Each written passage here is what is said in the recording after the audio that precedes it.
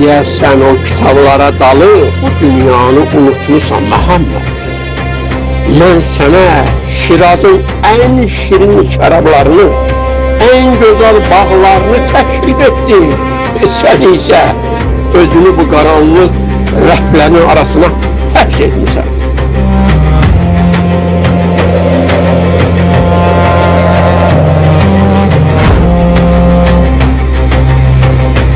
Xan sağ olsun, bağlar payızda solar, şərabın isə sonu baş ağrısıdır.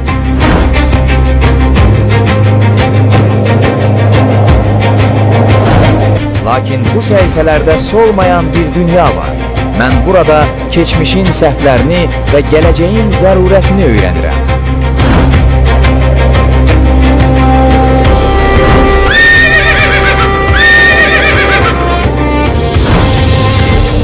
Bugün burada sadəcə bir tac qoyma deyil, Azərbaycan Qacar İmperiyasının bünövrəsi qoyulur.